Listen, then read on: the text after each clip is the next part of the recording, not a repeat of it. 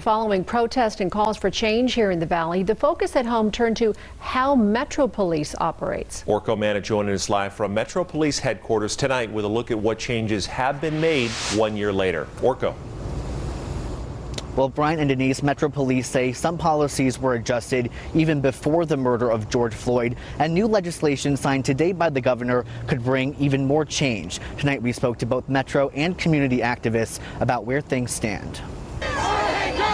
Las Vegas joining the nation in protest following the murder of George Floyd 1 year ago. Attention quickly turned to tactics used by Metro Police. There have been numerous policy changes, and yes, they are working. While use of force policies have been updated, two new bills in Nevada signed into law Tuesday by Governor Steve Sisolak take things a step further. One allows the Attorney General's office to do pattern or practice investigations to see if an issue with law enforcement is just the isolated actions of one officer or if it's part of a larger systemic issue. The other severely limits no-knock warrants. So the question is, will this make a difference? We're moving in the right direction because it is not just a few bad apples, sort of that are ruining the punch. But activists add there's more work to be done. It's a start, but we still have to continue to move it forward. This is not nearly enough. This is just only the beginning. Metro understands the road ahead is long, but the department is willing to work with the community. And I couldn't agree more with inviting the AG's office into our investigations.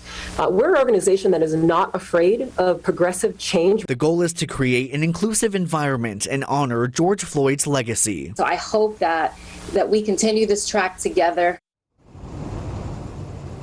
Those panelists you heard from joined us for our Breaking Down Barriers special earlier this evening. They also touched on recruiting a more diverse police force and dealing with bad cops. You can watch the full conversation on 8newsnow.com. Reporting live from Metro headquarters tonight, Orko Manna, 8 News Now.